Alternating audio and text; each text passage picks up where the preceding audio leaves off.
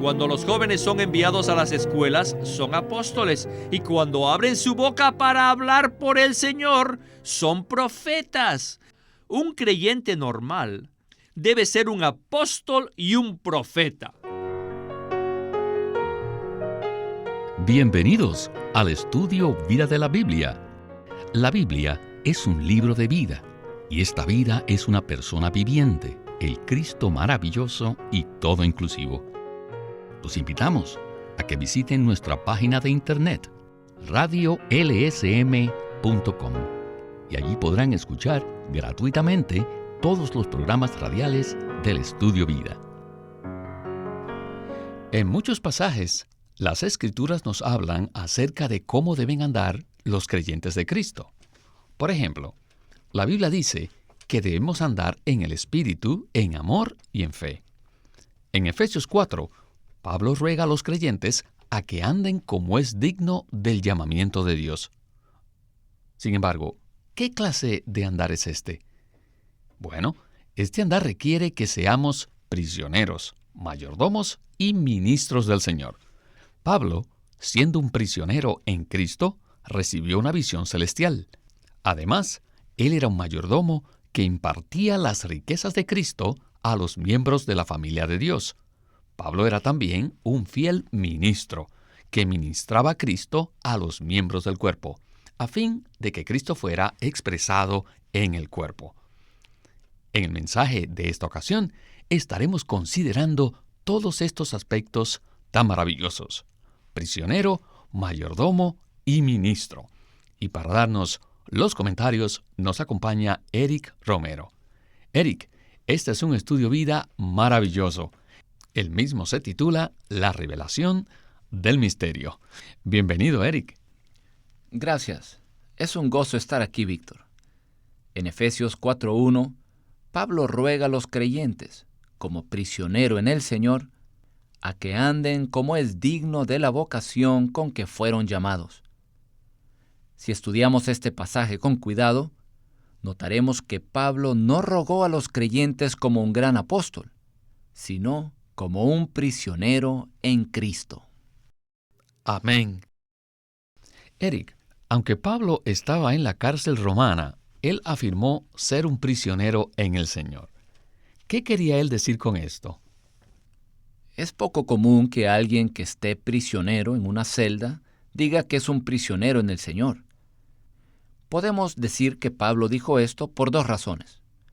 Número 1, porque reconocía que el Señor soberanamente había permitido que lo colocaran en esa cárcel por causa de Cristo. Pero en segundo lugar, Pablo también reconocía que el Señor, en sí mismo, era su prisión.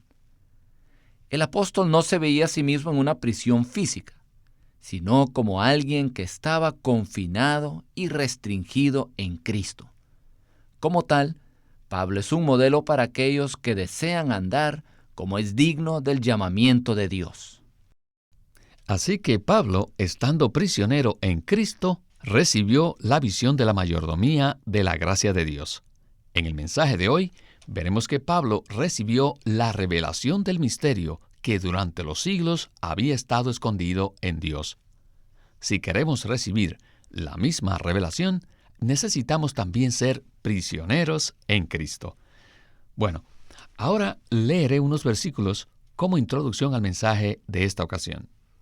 Los versículos están en Efesios capítulo 3, del 1 al 11, y dice: Por esta causa, yo Pablo, prisionero de Cristo Jesús, por vosotros los gentiles, si es que habéis oído de la mayordomía de la gracia de Dios, que me fue dada para con vosotros, que por revelación me fue dado a conocer el misterio, como antes lo he escrito brevemente, leyendo lo cual podéis entender cuál sea mi conocimiento en el misterio de Cristo, misterio que en otras generaciones no se dio a conocer a los hijos de los hombres, como ahora es revelado a sus santos apóstoles y profetas en el Espíritu, que en Cristo Jesús los gentiles son coherederos y miembros del mismo cuerpo, y copartícipes de la promesa por medio del Evangelio, del cual yo fui hecho ministro por el don de la gracia de Dios, que me ha sido dada según la operación de su poder. A mí, que soy menos que el más pequeño de todos los santos, me fue dada esta gracia de anunciar a los gentiles el evangelio de las inescrutables riquezas de Cristo, y de alumbrar a todos para que vean cuál es la economía del misterio escondido desde los siglos en Dios, que creó todas las cosas, a fin de que la multiforme sabiduría de Dios sea ahora dada a conocer por medio de la Iglesia a los principados y potestades en los lugares celestiales, conforme al propósito eterno que hizo en Cristo Jesús, nuestro Señor. Queridos radioescuchas, es absolutamente sorprendente leer este pasaje de las Santas Escrituras, pues no existen palabras iguales en la historia de la humanidad. Estas son palabras divinas que provienen de Dios mismo y nos son transmitidas por medio del apóstol Pablo. Bien, comencemos ya el estudio vida con Witness Lee. Adelante. In this chapter, you see Paul illustrating himself En este capítulo vemos que Pablo se describe a sí mismo as a prisoner, como un prisionero, un mayordomo y un ministro. Como prisionero confinado en Cristo, Pablo pudo ver una visión. Cuanto más aumentaba su visión, más ganaba de él y más experimentaba de Cristo. Como mayordomo, Pablo era uno que impartía las riquezas de Cristo a los miembros de la familia de Dios. También era un buen ministro, que ministraba a Cristo a todos los miembros del cuerpo, para que Cristo pudiera ser plenamente expresado por este cuerpo. Esto es lo que significa andar como es digno del llamamiento de Dios. Vaya, ¿alguna vez habían visto cuán elevado es este andar? Andar como es digno del llamamiento de Dios no consiste simplemente en ser amables, humildes, amorosos, suaves, etc. Eso es muy bajo. Sino que andar como es digno del llamamiento de Dios es estar presos, estar confinados en Cristo. Y aquí, dentro de Cristo, vemos la visión, vemos la revelación. Entonces conocen a Cristo, entonces ganan a Cristo, experimentan a Cristo y entonces Cristo será forjado en todo nuestro ser. Y entonces usted llegará a ser un mayordomo, uno que sirve a la familia de Dios al impartir Dios a ellos y llega a ser dispensador de Dios y entonces llega a ser un buen ministro. Uno que imparte estas riquezas de Cristo en los miembros del cuerpo para que este cuerpo sea edificado. Este es el significado de un andar que es digno del llamamiento de Dios. Eric, esta palabra nos exhorta a que andemos de la misma manera en que Pablo anduvo, es decir, andar como es digno del llamamiento de Dios.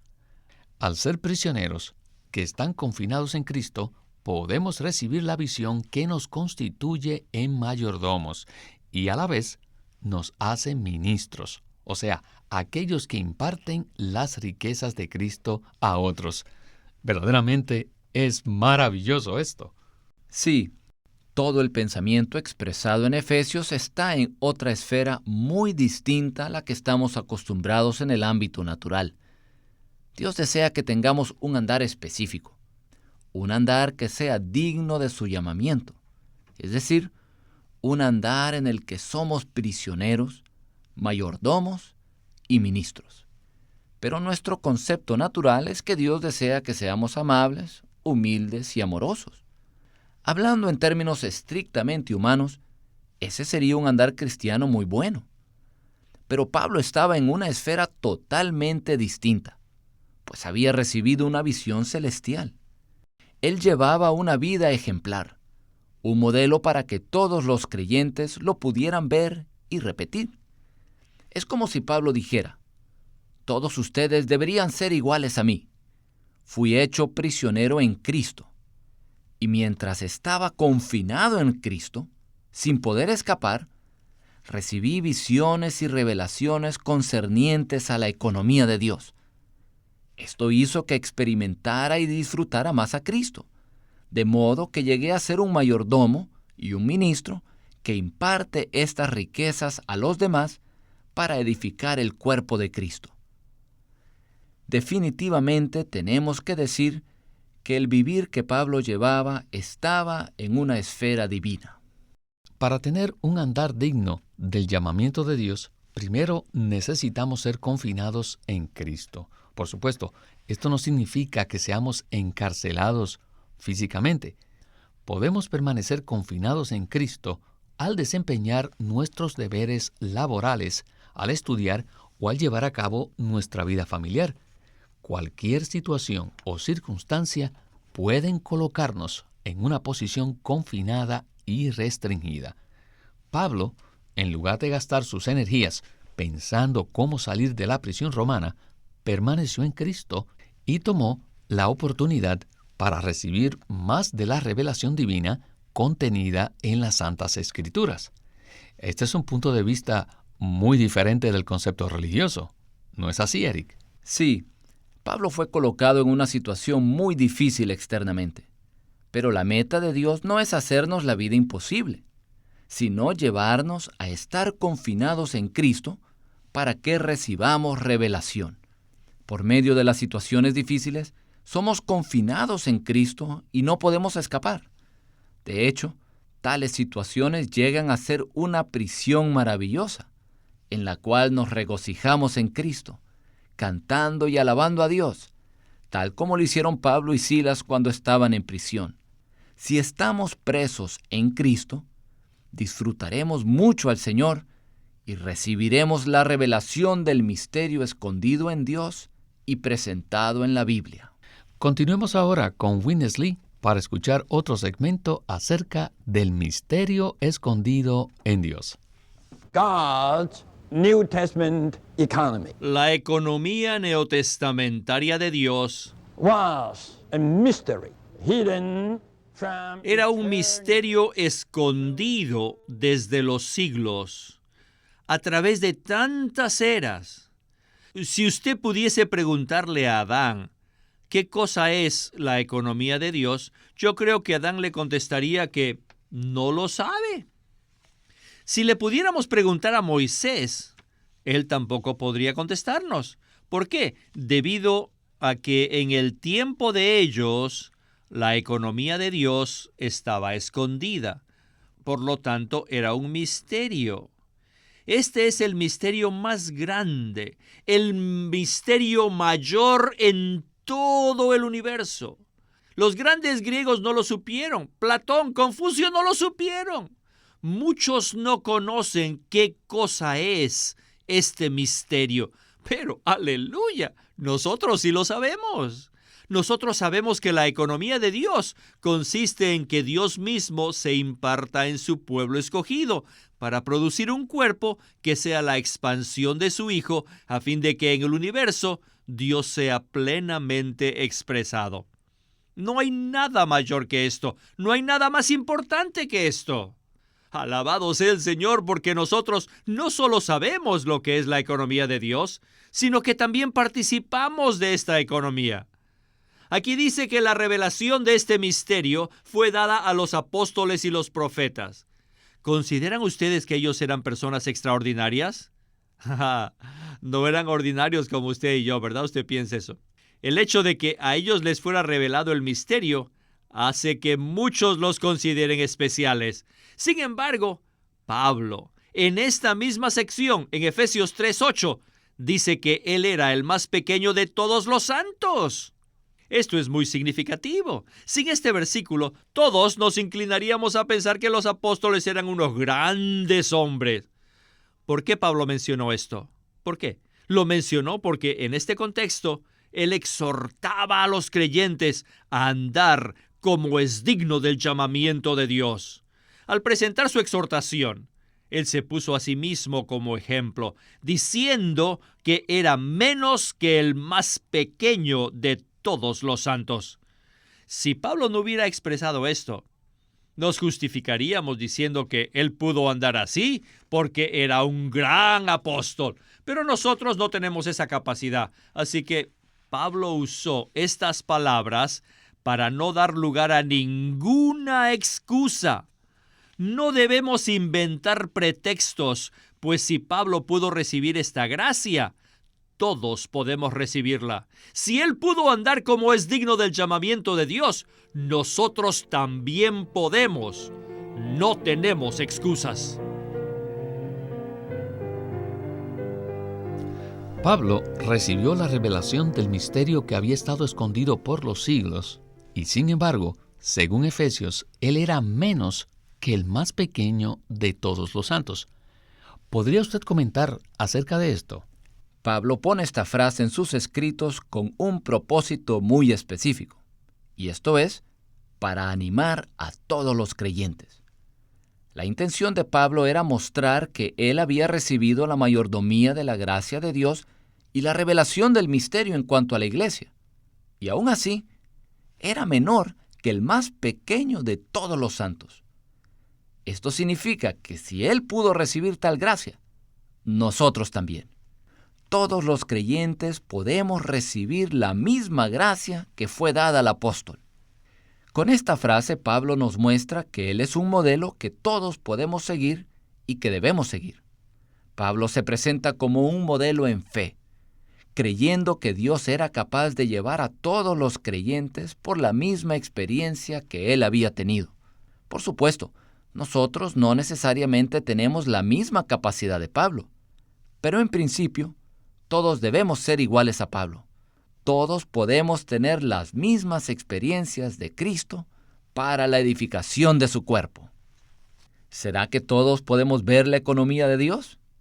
Por supuesto que sí podemos. Si Pablo vio la economía de Dios, nosotros también podemos verla. Por tanto, no tenemos excusas para no cumplir con nuestra responsabilidad. Bien, en el próximo segmento continuaremos hablando acerca de la revelación que fue dada a los apóstoles y profetas. Ciertamente apreciamos a los apóstoles y profetas y los tenemos en alta estima, pero a la luz de los escritos de Pablo en Efesios, todos nosotros podemos recibir la misma revelación y también podemos ser enviados. Este es el enfoque del último segmento del estudio Vida de Efesios de esta ocasión. Continuemos el mismo con Winnesley. I do believe you all know the meaning of the word apostle in Greek. Yo creo que todos ustedes ya conocen el significado de la palabra apóstol. The apostle simply means the one sent. La palabra griega traducida a apóstol significa uno que es enviado. In the New Testament, En la economía del Nuevo Testamento, el Señor Jesús fue la primera persona que Dios envió y por ende fue el primer apóstol. Más tarde el Señor mismo envió a los 12. Pero escuchen, los cristianos tienen un concepto equivocado. Piensan que solo los 12 apóstoles fueron enviados y que los demás no fueron enviados. Sin embargo, los 12 no fueron los únicos enviados. Así que veamos Juan 20:21, donde el Señor les dijo a los discípulos, como me envió el Padre, así también yo os envío. Este versículo comprueba que todos los discípulos eran personas enviadas, lo cual significa que cada creyente es un enviado. Si usted siente carga por uno de sus parientes y el Señor le envía a él con el propósito de infundirle a Cristo, ¿no es usted un enviado de Cristo? ¡Claro que sí! Así que, en cierto sentido, todos somos apóstoles del Señor. Somos sus enviados. Muy bien, ahora vamos a ver a los profetas. Asimismo, en cierto sentido, todos los creyentes de Cristo son profetas. Contrario al concepto de muchos cristianos, un profeta no es uno que principalmente predice el futuro, sino más bien él es el portavoz de Dios. No es uno que dice, así dice el Señor, prepárense, oh mi pueblo, prepárense para mi venida, dice el Señor. No. Pero les digo, aún en el Antiguo Testamento, el profeta era un portavoz de Dios. Cuando el Señor llamó a Moisés para enviarlo como apóstol, Él era tímido y se consideraba a sí mismo uno que no sabía hablar bien. Entonces el Señor le respondió que le daría a su hermano Aarón por profeta, no para que predijera el futuro en nombre de Moisés, sino para que fuese su portavoz. Con esto vemos que el ministerio de un profeta va a la par del ministerio apostólico. Moisés era el apóstol y Aarón era el profeta.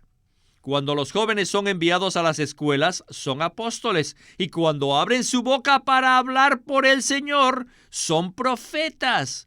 Si usted ha sido cristiano por años y nunca fue a alguien con la carga de ministrarle Cristo a él o a ella, esa es una vergüenza. Es vergonzoso ser cristianos por años y no ir a visitar a alguien con la carga de impartirle a Cristo. Es también vergonzoso ser un cristiano y nunca hablarle a nadie en nombre de Cristo. Un creyente normal debe ser un apóstol y un profeta.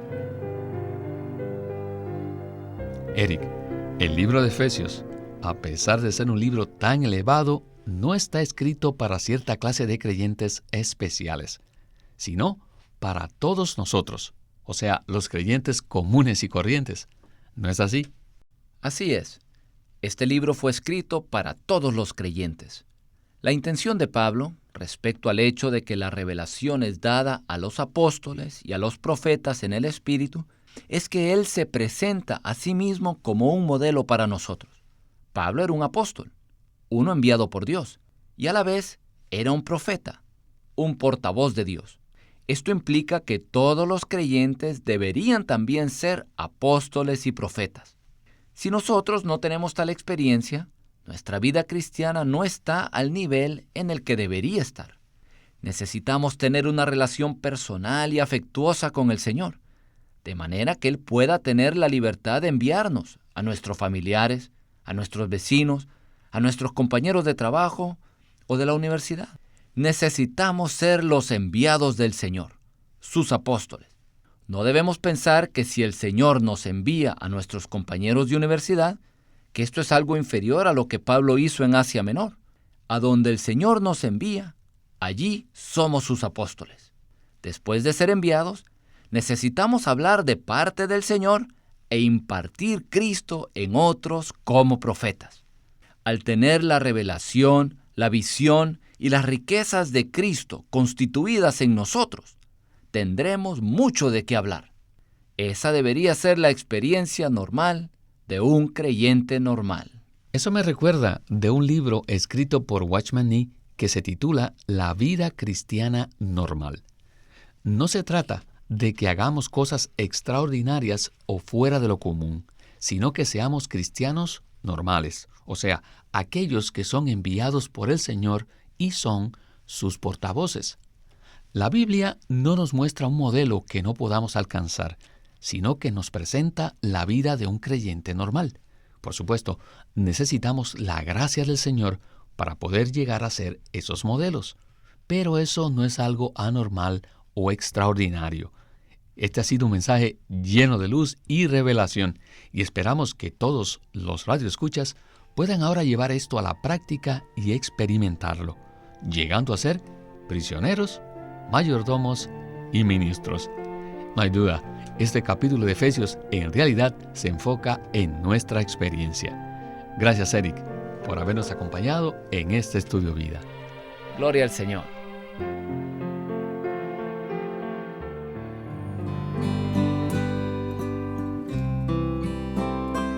Living Stream Ministry es una casa publicadora de los libros de Watchman Nee y Witness Lee.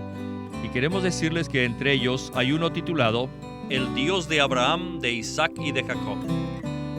La vida cristiana se basa en las promesas irrevocables de Dios, el deleite de todo lo que Dios preparó para nosotros en Cristo y la transformación que resulta de la disciplina amorosa del Espíritu.